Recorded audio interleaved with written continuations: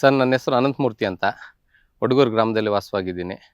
ನಾವು ಸುಮಾರು ಒಂದು 15 ವರ್ಷದಿಂದ ಕಲ್ಲಂಗಡಿ ಹಣ್ಣು ಬೆಳೀತಾ ಇದ್ದೀವಿ. ಬಿಫೋರ್ ದಟ್ಟು ಟೊಮೆಟೊ, ಹೂಕೋಸು ಅದು ಇದು ಬೆಳೀತಾ ಇದ್ವಿ. ಅದೆಲ್ಲ ಲೇಬರ್ ಓರಿಯೆಂಟೆಡು ಮತ್ತು ತುಂಬ ಕಷ್ಟಕರವಾಗಿತ್ತು. ಯಾವಾಗಲೂ ಬೆಳೀತಾ ಇದ್ವಿ, ಒಂದು ಪ್ಲ್ಯಾನ್ ಇಲ್ಲ ನಮಗೆ. ಕಷ್ಟ ಬೀಳೋರು ನಮ್ಮ ತಂದೆಯವರು. ನಮಗೂ ಅದೇ ದಾರಿಯಲ್ಲಿ ವ್ಯವಸಾಯ ಮಾಡಬೇಕು ಅಂತ ಒಂದು ಇಷ್ಟ ಇತ್ತು. ಮಾಡ್ತಾನೇ ಇದ್ವಿ. ಯಾವಾಗಲೂ ವ್ಯವಸಾಯ ಅಂತ ತುಂಬಾ ಕಷ್ಟ ಬೀಳ್ತಾ ಇದ್ವಿ. ಸೊ ಹಾಗಾಗಿ ನಮ್ಗೆ ಯಾರೋ ಒಬ್ಬರು ಹೀಗೆ ಗೊತ್ತಿರೋರು ಇಂಟ್ರೊಡ್ಯೂಸ್ ಮಾಡಿದ್ರು. ಸರ್, ವಾಟರ್ ಮೆಲನ್ ಬೆಳೀರಿ, ಫ್ರೂಟ್ ಬೆಳೀರಿ, ಒಳ್ಳೆ ಲಾಭ ಬರುತ್ತೆ ಮತ್ತು ಒಳ್ಳೆನೂ ಬೆಳೆ ಆಗುತ್ತೆ. ಈ ಥರ ಡಿಫ್ರೆಂಟ್ ವೆರೈಟೀಸ್ ಆಫ್ ವಾಟರ್ ಮೆಲನ್ಸ್ದು ನಮ್ಗೆ ಹೇಳಿದ್ರು.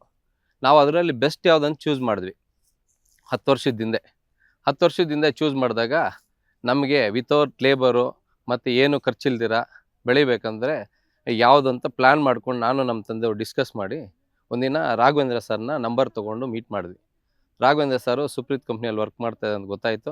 ಹಾಗಾಗಿ ಮೀಟ್ ಮಾಡಿ ಅವ್ರನ್ನ ಅಪ್ರೋಚ್ ಮಾಡಿದ್ವಿ. ಸರ್, ಯಾವ ಥರ ಮಾಡಬೇಕು ಏನಂತ. ಅವರು ನೀಟಾಗಿ ಎಕ್ಸ್ಪ್ಲೇನ್ ಮಾಡಿದ್ರು ನಮಗೆ.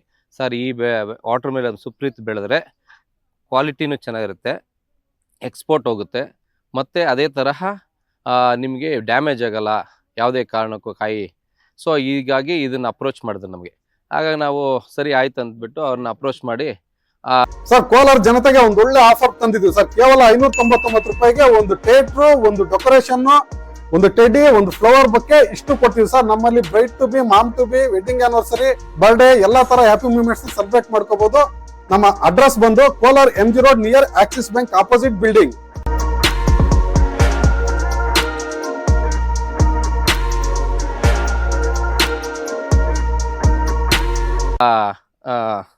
ಅವ್ರ ಹತ್ರ ಸೀಡ್ಸ್ ಬೈ ಮಾಡಿದ್ವಿ. ಫಸ್ಟ್ ಟೈಮ್ ನಾವು ಬೆಳೆದಿವಿ ಸರ್. 170 ಟನ್ ಬೆಳೆದೆ 5 ಎಕರೆಗೆ. 5 ಎಕರೆಗೆ 170 ಟನ್ ಬೆಳೆದು 22 ಲಕ್ಷ ಲಾಭ ಬಂತು ಲಾಸ್ಟ್ 10 ಇಯರ್ಸ್ ಬ್ಯಾಕು. ಸೊ ಅದೇ ಥರ ವಿತೌಟ್ ಲೇಬರು ನಮಗೇನು ಖರ್ಚು ಬರೋಲ್ಲ. ಒಂದು ಸತಿ ಇನ್ವೆಸ್ಟ್ಮೆಂಟು 1 ಎಕರೆಗೆ 50,000 ಬರುತ್ತೆ. ನೀಟಾಗಿ ಗೊಬ್ಬರ ಹಾಕಿ ನೀಟಾಗಿ ಅದನ್ನು ಫಾಲೋಅಪ್ ಮಾಡಿ, ಏನು ಬೇರೆ ಲೇಬರ್ ಒನ್ಸ್ ನಾವು ಇನ್ವೆಸ್ಟ್ಮೆಂಟ್ ಮಾಡಿದ್ರೆ ಲೇಬರ್ ಇರಲ್ಲ. ಮದ್ದೊಡ್ಕೊಂಡು ಗೊಬ್ಬರ ಬಿಟ್ಕೊಂಡು ಹೋಗೋದೆ. ಫಸ್ಟ್ ಟೈಮ್ ನಾವು ಕಷ್ಟ ಬೀಳಬೇಕು.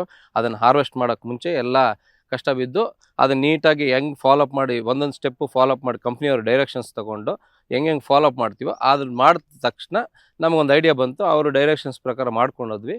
ಪ್ರತಿಯೊಂದು ವರ್ಷವೂ ನಾವು ಮಿನಿಮಮು 100 ಟನ್ ಬೆಳೀತಾ ಇದ್ದೀವಿ. 3 ಟನ್ ಒಂದೇ ಬೆಳೆ ಬೆಳಿತೀವಿ ನಾವು. ಒಂದು ಸತಿ 1 ಇಯರ್ಗೆ 1 ಟೈಮ್ ಬೆಳಿತೀವಿ.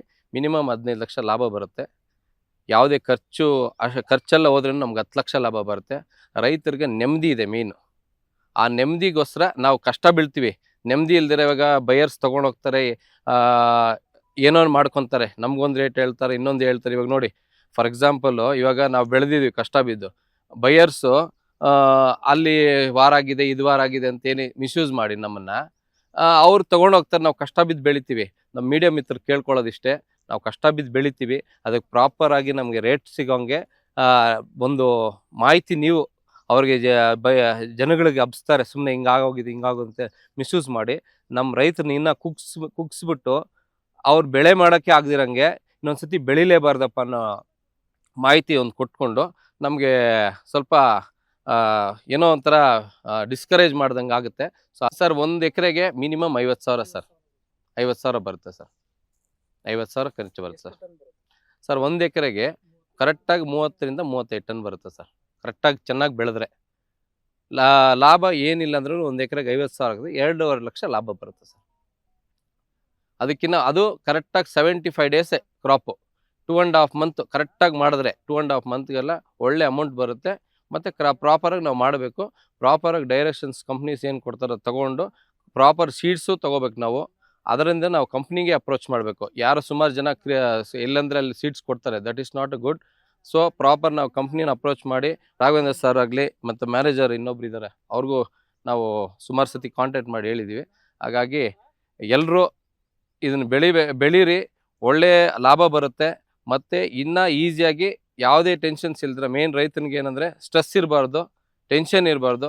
ನೆಮ್ಮದಿಯಾಗಿ ವ್ಯವಸಾಯ ಮಾಡಿ ದುಡಿದ್ರೆ ಲಾಭವಾಗಿ ಬಂದರೆ ಅವನು ನೆಮ್ಮದಿ ಇರ್ತಾರೆ. ನಮ್ಮ ಸಿಸ್ಟಮು ಚೆನ್ನಾಗಿರುತ್ತೆ ಅಂತ